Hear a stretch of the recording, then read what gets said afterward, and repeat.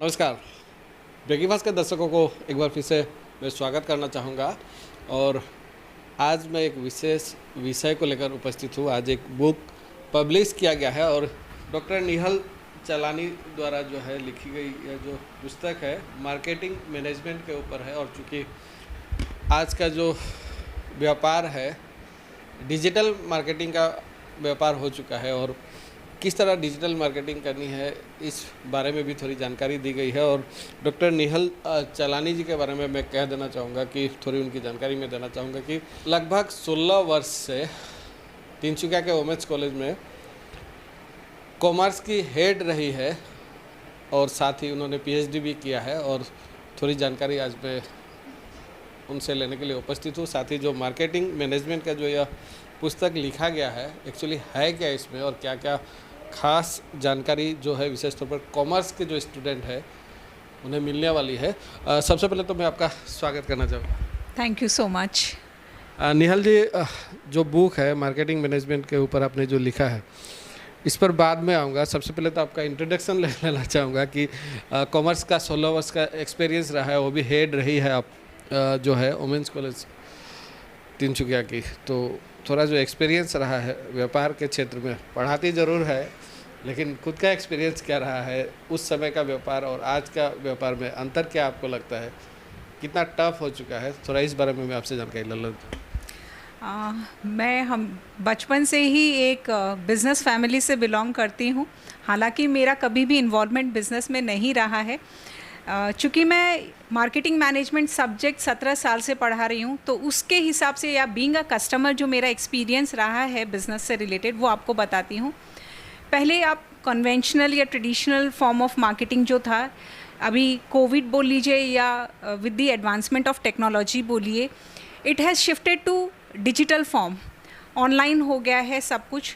तो दोनों के अपने प्रॉस कॉन्स हैं जो एक छोटा सा इस बुक में मैंने प्रयास किया है दिखाने का। बेसिकली ये जो मेरी बुक है ये डिब्रूगढ़ यूनिवर्सिटी के करिकुलम को सिलेबस को कवर करती है। तो उसमें जितना कुछ पूछा गया है ये व्यापार बिज़नेस रिलेटेड, उसको मैंने इस बुक में दिखाया है।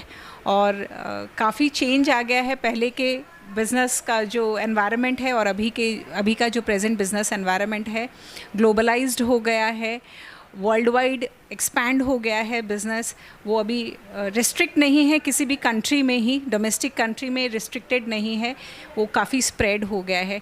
तो it has taken the form of digitalisation. चूँकि कॉमर्स की आप हेड रही है और एक चीज़ जो विशेष तौर पर जब बच्चे मैट्रिक पास करके निकल कर आते हैं तो एक धारणा रहता है कि साइंस पढ़ेंगे तो कोई डॉक्टर बनेगा या इस तरह का सोच, और कॉमर्स पढ़ने से लोगों का एक सोच होता है कि व्यापार ही करेंगे।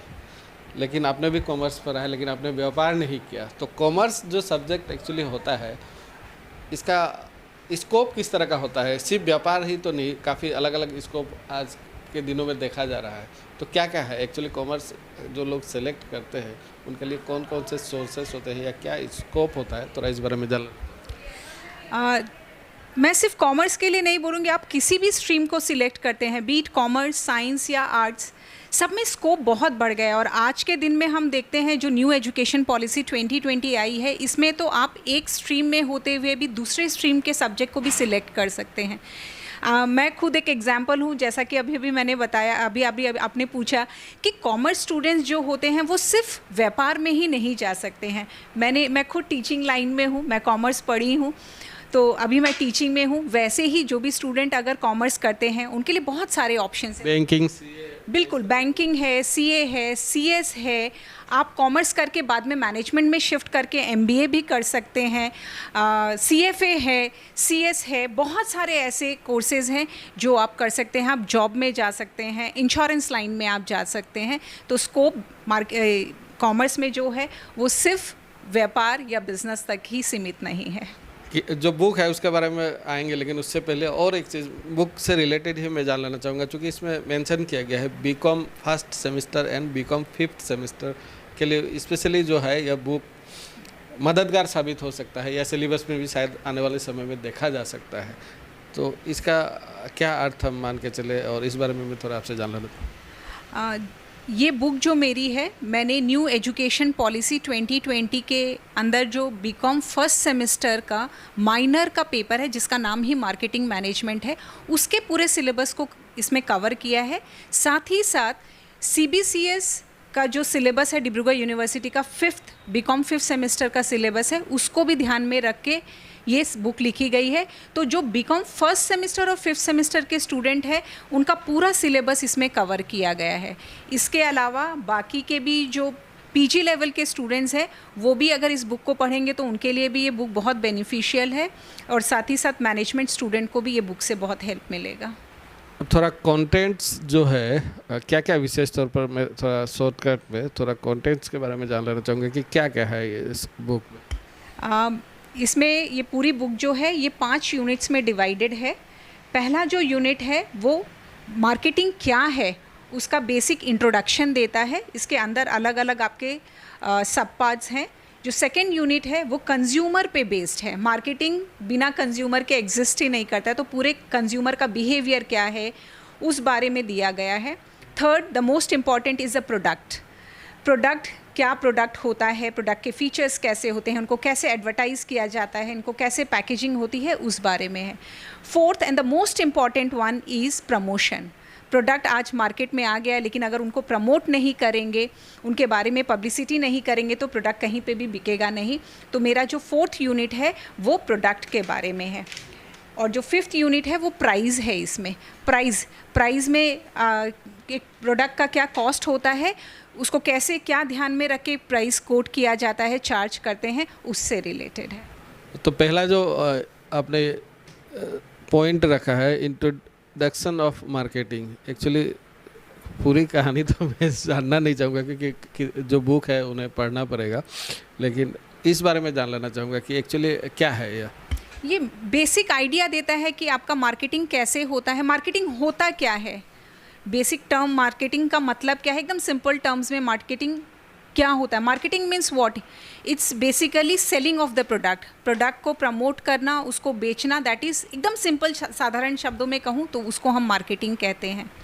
तो मार्केटिंग के फीचर्स क्या हैं, जैसे कि marketing is oriented by customers, बिना कस्टमर्स के मार्केटिंग नहीं होती है। तो उनके फीचर्स क्या है, मार्केटिंग का कॉन्सेप्ट क्या है, ये सब के बारे में बताया गया है। दूसरा भी जो पॉइंट है उसमें भी होगा consumer behaviour and market segmentation. इस बारे में मैं जान लेना चाहूँगा कि यह क्या है और क्या रखा है। मैंने बोला, अभी आपको बताया, market is always surrounded by customers. If there are no customers, market is meaningless. बिना कस्टमर के मार्केट सर्वाइव ही नहीं कर पाएगा या उसका कोई अस्तित्व ही नहीं है। तो कंज्यूमर हमारे मार्केट में कैसे बिहेव करते हैं उसको स्टडी करना बहुत इम्पॉर्टेंट है। और किसी भी बिज़नेस के सर्वाइवल के लिए कस्टमर को जानना बहुत ज़रूरी है। तो हम लोगों ने मैंने इस चैप्टर में यही दिखाया कि कंज्यूमर हर प्रोडक्ट के तरफ कैसा बिहेवियर शो करता है, उनका बिहेवियर कैसे इन्फ्लुएंस होता है, क्या फैक्टर्स होते हैं जो उनके बिहेवियर को इन्फ्लुएंस करता है, और मार्केटर को उसको स्टडी करना बहुत इंपॉर्टेंट है। जब वो उसको स्टडी करेगा तो अकॉर्डिंगली प्रोडक्ट बनाएगा और अपने प्रोडक्ट को मार्केट में बेच सकेगा। प्रोडक्शन के बारे में भी आपने जो है विशेष तौर पर प्रोडक्ट का जो सेगमेंट रखा है, आपने जो पॉइंट रखा है, इस बारे में भी जान लेना चाहूँगी कि प्रोडक्शन तो लोग सभी करते हैं जो इस तरह का काम करते हैं या व्यवसाय कर रहे हैं, लेकिन क्या है प्लानिंग किस तरह की होनी चाहिए, इस विषय को लेकर आपने किस तरह का जो बातें हैं यहाँ रखा है। ये मेरा जो नेक्स्ट यूनिट है प्रोडक्ट रिलेटेड है। तो इस यूनिट में मैंने ये बताया है कि प्रोडक्ट क्या होता है।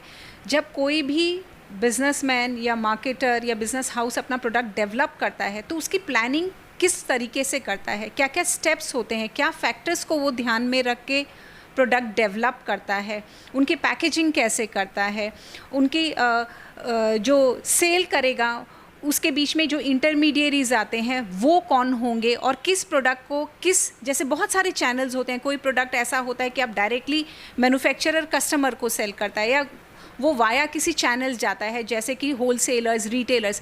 तो वो प्रोडक्ट के नेचर पे डिपेंड करेगा कि प्रोडक्ट मेरा कैसा है, क्या वो बहुत सारे चैनल्स के थ्रू जा सकता है या डायरेक्ट, जैसे आप सब्जी को लीजिए, अगर सब्जी के बीच में अगर बहुत सारे चैनल्स है तो जब तक वो फाइनल कंज्यूमर्स तक जाएगा वो सड़ जाएगी, फ्रेशनेस नहीं रहेगी, वो उसमें क्रिस्प नहीं रहेगा।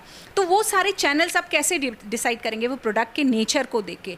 तो वो मेरा ये जो सारा चीज़ है प्रोडक्ट, इसमें इस चैप्टर में पूरा प्रोडक्ट के बारे में बताया गया है। उनकी प्रोडक्ट की पैकेजिंग कैसे होगी, प्रोडक्ट की डिज़ाइनिंग कैसे होगी, प्रोडक्ट कैसे सेल होगा मार्केट में, प्रोडक्ट के सेल करने वाले इंटरमीडियरीज कौन होंगे, इन सबको प्रोडक्ट के बेसिस पे प्लान करके इस चैप्टर में लिखा गया है। अगला जो यूनिट है प्रमोशन है, और प्रमोशन जो है आज इस लेवल में आ चुका है कि अब डिजिटल प्रमोशन बहुत ज़्यादा अहमियत रखता है व्यापार में। और एक समय ऐसा हुआ करता था, जो प्रमोशन जब दूरदर्शन हुआ करता था तो इस तरह का हो गया था कि आज भी लोग अगर पेस्ट मांगते हैं तो कोलगेट ही सेलेक्ट करते हैं, नाम कोलगेट का ही लेते हैं। इस तरह का प्रमोशन लेवल था उस समय कोलगेट का। एक जस्ट मैं एग्जांपल आपको देना चाहूँगा। उस समय के जो प्रमोशन का लेवल था या जो तरीका था, आज के तरीके में कितना अंतर है आपको लगता है? और जो डिजिटल मार्केटिंग का है या डिजिटल जो प्रमोशन जो चल रहा है, कितना टफ है, कितना कंपटीशन का मार्केट है आपको लगता है इस समय में? देखिए, कंपटीशन हमेशा से रहा है, चाहे वो पुराना टाइम लीजिए या अभी का आप टाइम लीजिए, हर टाइम कंपटीशन रहा है। हाँ, तरीका बदल गया है कंपटीशन का। और we know survival of the fittest. आज अगर आप बेस्ट नहीं देंगे तो आप सर्वाइव नहीं कर पाएंगे। कंपटीशन लेवल इतना बढ़ गया है, लोग एक एक प्रोडक्ट का इतने सारे सब्स्टिट्यूट्स हैं। तो जो ये चैप्टर है प्रमोशन, उसमें यही दिखाया गया है, अगर आप अपने प्रोडक्ट को रिपीटेड प्रमोट नहीं करेंगे रिपीटेडली, तो शायद कहीं आप इस भीड़ में लुप्त हो जाएंगे, गुम हो जाएंगे और लोग आपको याद भी नहीं करेंगे। तो इसमें बोला गया है कि जब हम प्रमोट करते हैं तो ऐसा नहीं होता कि जो नए प्रोडक्ट है उन्हीं का एडवर्टाइजमेंट करते हैं, उन्हीं की पब्लिसिटी करते हैं, लेकिन जो पुराने प्रोडक्ट है जस्ट एज अ रिमाइंडर हम उसका भी प्रमोशन करते हैं, दिखाते हैं। वो कंपनी दिखाती कि we still exist in the market, हम भी हैं भाई, हमें मत भूलिएगा। तो इसमें प्रमोशन बहुत इंपॉर्टेंट रोल प्ले करता है। तरीका अलग अलग है। आज जैसा कि मैंने शुरू में आपको बोला कि product is not restricted to the 4 walls, वो डोमेस्टिक टेरिटरी में कन्फाइंड होके नहीं रह गया है, ग्लोबली प्रोडक्ट बिक रहे हैं। तो बहुत बार दिक्कत होती है कि आप जाके या अपना प्रोडक्ट कैसे प्रमोट करें। अगर हम लोकल चैनल्स में दिखा रहे हैं तो वो लोकली प्रोडक्ट हमारा एक्सेस होगा, अगर हम नेशनल चैनल्स पे दिखा रहे हैं तो कंट्री वाइज होगा। लेकिन डिजिटल प्लेटफॉर्म एक ऐसा प्लेटफॉर्म है जहाँ पे जो हमें ग्लोबली कनेक्ट करता है। तो अगर हम चाहते हैं कि हमारा प्रोडक्ट ग्लोबली एक्सेस हो तो डिजिटल प्लेटफॉर्म उसमें एक बहुत अहम भूमिका निभाती है। क्योंकि मार्केटिंग मैनेजमेंट का बात आपने कहा और पहले ही कह चुका हूँ कि जो ऑनलाइन मार्केटिंग विशेष तौर पर जो आज जिस तरह मार्केट पर जो प्रभाव डाला है ऑनलाइन मार्केटिंग ने, काफ़ी टफ हो चुका है। जो जनरल जो दुकान है उनके लिए काफ़ी चैलेंजिंग आज मोमेंट आ चुका है, क्योंकि जो प्राइस है काफ़ी अगर कंपेयर किया जाए तो काफ़ी डिफरेंट होता है। तो इसको लेकर भी कुछ बुक में आपने रखा है क्या, या क्या है आपका इस बारे में कहना? मैं थोड़ा जानना। बिल्कुल, जैसा कि मैंने आपको बताया, ये मेरी बुक है। Completely it is design as per Dibrugarh university syllabus. तो सिलेबस में जितना पूछा गया है, क्योंकि अगर हम ज़्यादा लिख देते हैं तो शायद स्टूडेंट्स पहले ही बुक देख के डर जाते हैं, अरे इतना कुछ पढ़ना पड़ेगा। तो बिल्कुल बुक को डिब्रूगढ़ यूनिवर्सिटी के सिलेबस के हिसाब से ही मैंने लिखी है। और उसमें एक टॉपिक है, बहुत छोटी सी टॉपिक है ऑनलाइन मार्केटिंग की, लेकिन मैंने कंपैरेटिव स्टडी इसमें दी है बिटवीन कन्वेंशनल या traditional marketing and online marketing. तो वहाँ मैंने दिखाया है, जैसा कि आपने बोला कंपटीशन बढ़ गया है, ऑनलाइन होने से जो लोकल वेंडर्स हैं उनका सर्वाइवल में दिक्कत आया है, प्लस कॉस्ट इफ़ेक्टिव हो गया है ऑनलाइन शॉपिंग। तो ये प्लस पॉइंट्स है। लेकिन इसके अलावा अगर आप कन्वेंशनल सिस्टम का जो देखेंगे, प्लस पॉइंट्स जो है जो ऑनलाइन मार्केटिंग पे भारी पड़ता है, वो है कि हमारे आज भी बहुत सारे जो सीनियर कस्टमर्स हैं वो आज भी ऑनलाइन मार्केटिंग से इतने एक्वेंटेड नहीं हैं। वो आज भी कन्वेंशनल तरीके से ही शॉपिंग करना चाहेंगे, शॉप्स में जाएंगे, 4 बार प्रोडक्ट को देखते हैं, अपने तसल्ली से शॉपिंग करते हैं। प्लस ये जो पर्सनल टच है ना, वो ऑनलाइन मार्केटिंग में आपको कभी भी नहीं मिलेगा। जो आप एक बॉन्डिंग डेवलप करते हैं between the customer and the shopkeeper, ये ऑनलाइन मार्केटिंग में कभी भी नहीं होता है। तो फेस टू फेस इंटरेक्शन, आप एक दूसरे के साथ अपना जो बॉन्ड डेवलप करते हैं, टच एंड फील जो बिल्कुल वो ऑनलाइन शॉपिंग में नहीं कर पाते। आज कई बार ऐसा होता है कि मैं बहुत सारे ऐसे शॉप्स हैं जिनमें बचपन से जाते आ रही हूँ और इतना घरेलू मेरा उनसे संबंध बन गया है कि आज कुछ भी हमारे घर में इवेंट होती है तो हम भूलते नहीं हैं उनको बुलाना। तो ये फैक्टर हमारी ऑनलाइन शॉपिंग में हमें कभी भी नहीं मिलेगा। अच्छा, इसी बारे में मैं और एक चीज़ आपसे जान लेना चाहूँगा। जो ऑनलाइन शॉपिंग है उनका जो डिजिटल मार्केटिंग का जो तरीका है ये भी काफ़ी प्रभाव डाल रहा है। तो इस क्षेत्र में जो जनरल जो लोकल वेंडर्स होते हैं या जो दुकानदार होते हैं उनको और एक स्टेप आगे जाना चाहिए या डिजिटल मार्केटिंग में उनको भी अपना किस्मत आजमाना चाहिए या और थोड़ा एडवांस होना चाहिए? आपने जो स्टडी किया है आपको क्या लगता है आज के समय में? नहीं, ये चीज़ है। देखिए, इसमें बहुत सारी लिमिटेशंस भी है ऑनलाइन शॉपिंग के लिए। अगर वो जाते हैं, अब अगर आप ये हम यहाँ तिनसुकिया की एग्जांपल लेते हैं, आसाम का एग्जांपल लेते हैं कि यहाँ का जो एसएमएस गमछा है वो कहीं पे भी और इसका डिमांड ही नहीं होगा। अगर आप सोचेंगे कि मैं इसको इंटरनेशनली प्रमोट करूं या नेशन वाइड प्रमोट करूं तो वो नहीं होगा। तो कई सारे प्रोडक्ट्स तो ये हैं जो किसी पर्टिकुलर रीजन के लिए ही मेंट हैं। तो उन प्रोडक्ट्स के लिए अगर आप ऑनलाइन शॉपिंग में जाएंगे तो इट्स ऑफ, मेरे हिसाब से इट्स ऑफ नो यूज़। हाँ, और बाकी आपकी फिनेंशियल जो आपका फंड है, फंड पोजीशन जो है वो आपको कैसे हेल्प करता है, क्योंकि जहाँ आप ऑनलाइन भी जाते हैं तो कुछ और एक इन्वेस्टमेंट आपका अलग से लगता है। तो ये सारे फैक्टर्स को देख के भी शॉपकीपर को ये रहेगा कि भाई मैं जाऊं या मेरा यहीं का मार्केट इज सेल्फ सफिशिएंट, तो मैं यहीं पे अपना प्रोडक्ट को प्रमोट करूं। और ऐसा क्या चीज़ है जो आप हमारे दर्शकों से शेयर करना चाहेंगे विशेष तौर पर इस बुक में जो है, थोड़ा मैं आपसे शेयर करना मैं, ये बुक तो मेरी स्टूडेंट्स के लिए है, तो मैं सारे अपने स्टूडेंट्स को ही बोलूँगी कि मैं इस सब्जेक्ट में 17 साल से डील कर रही हूँ, तो आई फील कि मेरा बहुत अच्छा ग्रिप, बहुत अच्छा कमांड हो गया है इस सब्जेक्ट पे। और पर्सनली मैं इस सब्जेक्ट को बहुत पसंद करती हूँ, तो हमेशा से काफ़ी इंटरेस्ट रहा है मेरा इस सब्जेक्ट पर। मैंने बहुत सिंपल लैंग्वेज में इस बुक को लिखा है और मुझे पूरा विश्वास है कि मेरे स्टूडेंट जब इसको पढ़ेंगे उससे उनको काफ़ी हेल्प मिलेगा। और मैंने एक चीज़ जो और की है इस बुक में, मैंने हर एक चैप्टर के एंड में जो भी जितने भी इससे रिलेटेड क्वेश्चंस MCQ जो आ सकते हैं, एक्सपेक्टेड क्वेश्चंस हैं, वो मैंने इस हर एक चैप्टर के एंड में दिए हैं। साथ ही साथ उनका मैंने आंसर भी दिया है। और at the end of the book पिछले कई सालों का मैंने जो डिब्रूगढ़ यूनिवर्सिटी का क्वेश्चन बैंक है वो भी इसमें ऐड किया हुआ है। हस्बैंड का काफ़ी सपोर्ट रहा है, थोड़ा उनका भी इंट्रोडक्शन ले ही लो, सोच रहा हूँ। टू बी वेरी ऑनेस्ट, मैंने कभी नहीं सोचा था कि मैं बुक लिखूँगी।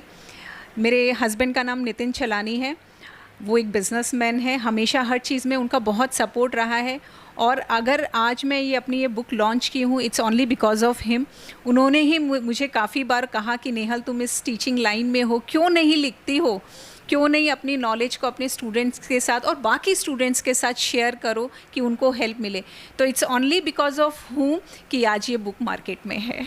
चूँकि पहले ही जो हमने कहा था कि आपने PhD किया है, तो जो एजुकेशन के क्षेत्र में जो आपका यात्रा रहा है, थोड़ा इसका भी मैं जानकारी ले लेना चाहूँगा। फ्रॉम द वेरी बिगिनिंग मैं चाइल्डहुड टाइम से ही अपने पढ़ाई के लिए बहुत कॉमर्स से क्यों चुना, ये भी मैं इंक्लूड कर देने के लिए आपको झूठ नहीं बोलूँगी, कभी साइंस में मेरा कभी इंटरेस्ट नहीं था। जब मैट्रिक मैंने दी तो मेरे को यही लगा कि ये बस साइंस का दी एंड आपको विश्वास नहीं होगा, मैंने अपने मैट्रिकुलेशन में साइंस में 99 मार्क्स लेके आई थी। आपका मेरा बिल्कुल इंटरेस्ट नहीं था। और आर्ट्स में मुझे ऐसे मगअप करना होता है तो मगअप मुझसे होता नहीं। नंबर्स के साथ मुझे हमेशा बहुत मैं इंजॉय करती थी। मैथमेटिक्स में कितना था मार्क?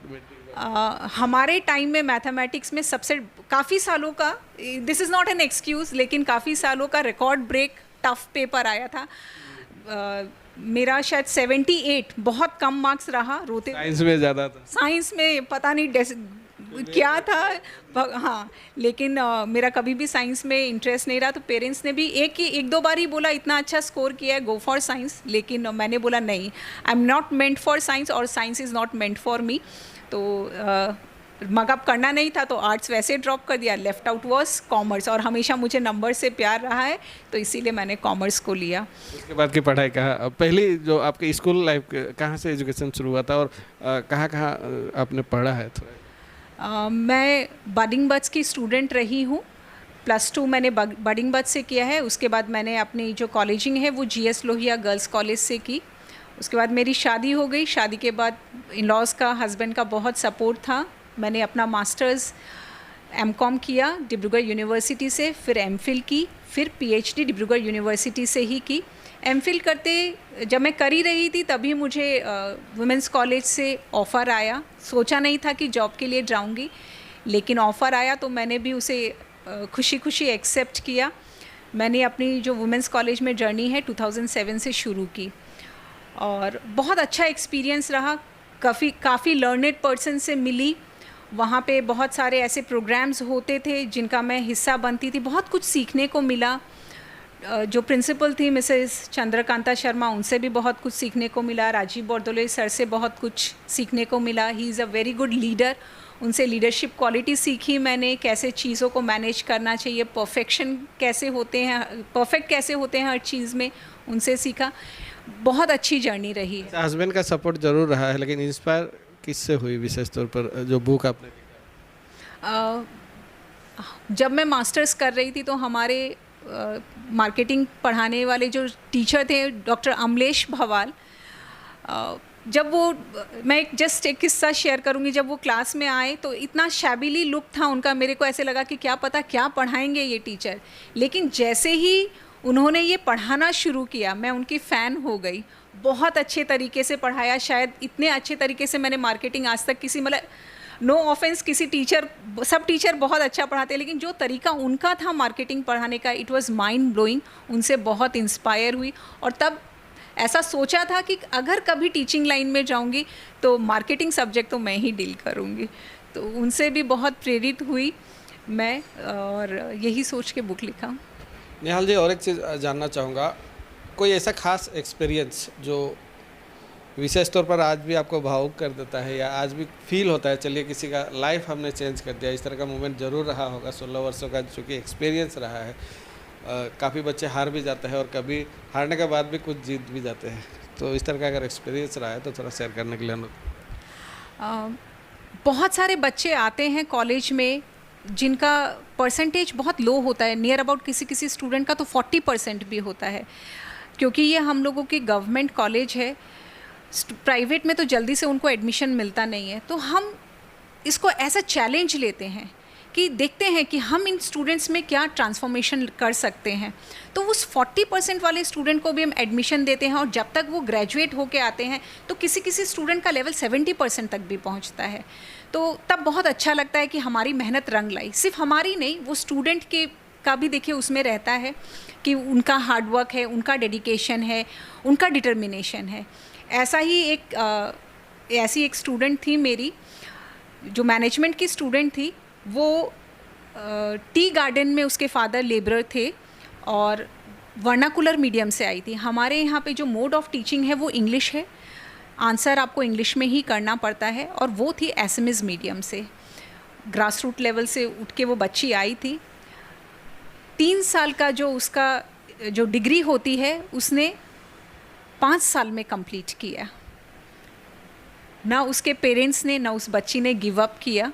बहुत हार्ड वर्क करती थी वो, पूरा घर देखती थी, ट्यूशन्स लेती थी और आके फिर यहाँ पढ़ती थी, और उसके लिए इंग्लिश एक बहुत बड़ा चैलेंज था। तो जब ऐसे बच्चे आते हैं जो इतनी मेहनत करते हैं तो हमको भी मन करता है कि हम अपना 100% नहीं 200% उनको दें। एंड आज के दिन वो अपने पूरे कम्युनिटी में फर्स्ट ग्रेजुएट हैं, स्कूल में पढ़ाती है, सेल्फ डिपेंडेंट है। ऐसे बच्चों को देख के बहुत प्राउड फील होता है मुझे। चूँकि 16 वर्ष आपने पढ़ाया है और 16 वर्षों के दौरान वुमेंस कॉलेज का जो है एक ख़ास, मतलब एजुकेशन के सेक्टर में एक अलग ही भूमिका रहा है और काफ़ी बच्चे अच्छे मार्क्स लेकर पास किए हैं। तो ऐसा कुछ अगर ख़ास मोमेंट हो या इस तरह का कुछ अगर बात शेयर करना चाहे तो वो भी मैं शेयर करने के लिए देखिए, टीचर के लिए सब बच्चे बराबर होते हैं, लेकिन कुछ कुछ बच्चे ऐसे होते हैं जो कमाल कर जाते हैं, और हमें भी एक्सपेक्टेशन होती है कि हाँ, पढ़ाते हैं तो पता चलता है कि हाँ, किस बच्चे में कितनी काबिलियत है। तो मेरी एक स्टूडेंट है प्रियंका चौबे बोल के, उसने 2 साल पहले डिब्रूगढ़ यूनिवर्सिटी में टॉप किया है। कभी कोई ट्यूशन नहीं लिया उसने, उस बच्ची ने क्लास में बिल्कुल चुप रहती थी, लेकिन जब वो आंसर लिखती थी तो बहुत अच्छा आंसर लिखती थी। तो मैंने 1-2 बार ही उसको बोला, Priyanka, we have high hopes from you, don't let us down. हमें कुछ ऐसा करके दिखाना कि बहुत प्राउड फील हो। और सच में उसने ऐसा किया, उसने टॉप किया। और हमारी एक और स्टूडेंट है एचएस की, स्मृति ठाकुर, आपने कवर भी किया था उसको, उसने भी कॉमर्स डिपार्टमेंट में टॉप किया 12th में पूरे आसाम में। तो ये 2 बहुत बड़ा अचीवमेंट रहा है हमारे स्टूडेंट्स का, जिससे कि हम खुद बहुत प्राउड फील करते हैं। बच्चे मेहनत ज़रूर करते हैं, लेकिन उनके पीछे जो शिक्षक है, जो टीचर है, उनकी अहम भूमिका रहती है। और रिज़ल्ट के लिए सिर्फ बच्चे ही वेट नहीं कर रहे होते हैं, विशेष तौर पर जो टीचर है वे भी वेट कर रहे होते हैं, क्योंकि उनका भी खून पसीना एक करके वो मेहनत करते हैं बच्चों के पीछे। तो क्या कहेंगे एज ए टीचर आज के समय में? देखिए, शिक्षकों की जो भूमिका रही है, पिछले समय काफ़ी स्ट्रिक्ट हुआ करते थे, आज बहुत कानून नियम बदल चुका है, लेकिन जो शिक्षकों की जो भूमिका रहती है, क्या मानती है आप? बच्चे उनको किस तरह का रिस्पेक्ट देना चाहिए, या जो शिक्षक जो आज उन्हें एक नया दुनिया दिखाते हैं, नए दुनिया में उन्हें आगे बढ़ने के लिए जो प्रोत्साहन देते हैं, या उन्हें आगे बढ़ने के लिए जो उनको सपोर्ट करते हैं, किस तरह का सोच होना चाहिए विशेष तौर पर? क्योंकि यह सवाल इसीलिए पूछ रहा हूँ कि शिक्षा का पद्धति ज़रूर बदल चुका है। आज अगर कोई एक टीचर एक थप्पड़ भी मार दे तो शायद उस पर लीगल एक्शन हो जाता है, लेकिन मैं जब छोटा था काफ़ी पिटता था मैं, और वो प्यार ही अलग था टीचर्स का। चलिए, मैं अभी जो है गलत या सही नहीं बोलना चाहता, लेकिन जो बच्चे हैं उनको किस तरह का सोच एक शिक्षक को लेकर होना चाहिए, और आप लोगों का जो मेहनत होता है क्या होता है, उनको थोड़ा बताने के लिए मैं आपको।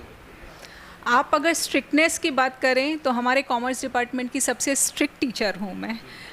तो मुझे ये लगता है कि अगर मैं अपने स्टूडेंट्स या मेरे बच्चों पे मैं अगर इतना मेहनत करती हूँ तो मेरा उन पे पूरा हक है। हाँ, हाथ लगाने की बात है तो वो मैंने कभी नहीं किया है उनके साथ भी। लड़कियां हैं, ऐसी बहुत डेलिकेट होती हैं, तो उसकी कभी नौबत भी नहीं आई। और अगर मैं उनके साथ स्ट्रिक्ट रही हूँ, साथ साथ में मैंने एकदम I have always been a motherly figure to them. कहीं पे भी उनके साथ अगर कोई प्रॉब्लम होती तो मैं हमेशा बोलती कि रात को, आधी रात को भी मुझे नॉक कर सकते हो। तो एक अलग बॉन्डिंग थी मेरी स्टूडेंट के साथ हमेशा। इमोशनली भी मैं उनसे बहुत अटैच हूँ आज भी। और जहाँ पे भी गलत होते बच्चे, खाली पढ़ाना ही एज अ टीचर मुझे नहीं लगता कि हाँ एक जो सिलेबस है ख़त्म करा दिया हो गया, नहीं। मॉरल वैल्यूज़, एथिक्स, ये सब develop them into a good citizen, ये सब भी एक टीचर को, स्टूडेंट्स को बताना चाहिए। और एज अ टीचर जितने भी मेरे बाकी भी कलीग्स रहे हैं जिनके संपर्क में भी मैं एज अ टीचर हमेशा रही हूँ, सब ने हमेशा इन चीज़ों का भी ध्यान रखा है। और जितने भी स्टूडेंट्स के कांटेक्ट में मैं रही हूँ, ऐसा कभी लगा नहीं है कि डिसरिस्पेक्ट किया है स्टूडेंट्स ने। वो रिस्पेक्ट हमेशा मेंटेन किया है।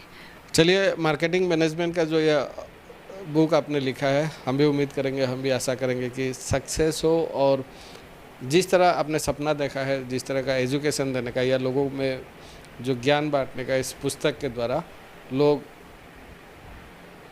सफल हो सके इस पुस्तक को पढ़ के, या जो नॉलेज उन्हें ना मिला हो वो मिले। लेकिन चूँकि यह शुरुआत ही कहेंगे, पहला पुस्तक आपने लिखा है, तो भविष्य में क्या सोचती है, और क्या किस तरह का पुस्तक और देखा जा सकता है, या सोच क्या है?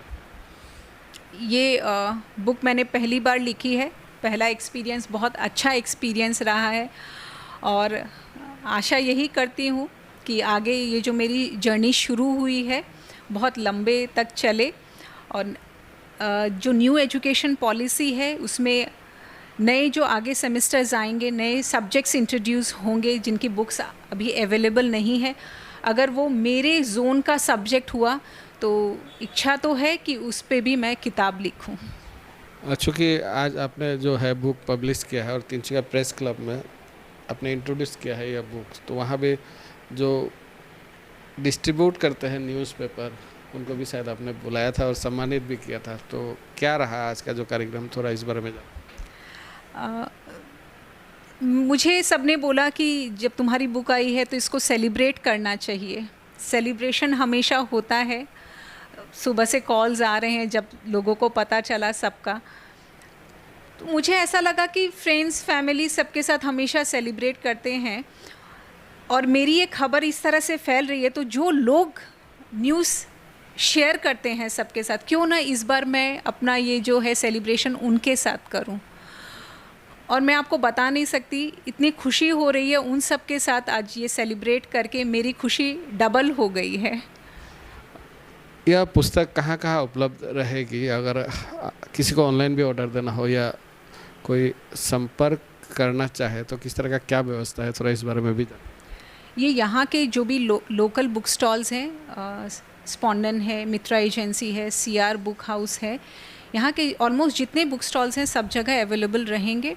और साथ ही ये मेरी जो बुक है डिब्रूगढ़ में भी बानी मंदिर और वहाँ के जो बुक स्टॉल्स हैं वहाँ पे भी अवेलेबल रहेंगे।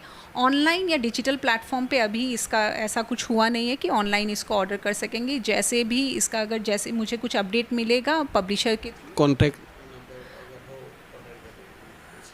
मैं अपने जो फेसबुक का पेज है, फेसबुक मेरा है, उस पर I definitely post it up. क्या नाम?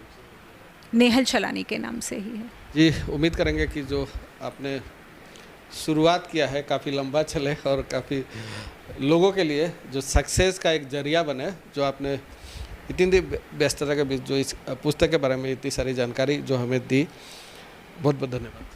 Thank you so much. Thank you, आप यहाँ आए और कवर किया। ये इन्फॉर्मेशन मेरे स्टूडेंट्स तक पहुँचेगी जिनको नहीं पता, बाकी जितने भी स्टूडेंट्स हैं पढ़ेंगे, इससे बेनिफिट मिलेगा उनको। थैंक यू सो मच जी, धन्यवाद। और ये थी डॉक्टर नेहल चलानी जी, और मार्केट मैनेजमेंट का जो पुस्तक आज उन्होंने इंट्रोड्यूस किया है उसी को लेकर थोड़ी हमने जानकारी लेने की कोशिश की। और हमेशा प्रयास रहता है कि इस तरह का कुछ नया जो जानकारी आपको मिले हम ज़रूर आपके बीच लाते हैं, और इसी उद्देश्य से एक बार फिर से हम आपके बीच उपस्थित हुए थे। एक और खबर और एक समाचार के साथ फिर से आपके बीच उपस्थित होंगे। आप हमारे साथ बने रहिए। आप देखते रहिए ब्रेकिंग न्यूज़ समाचार।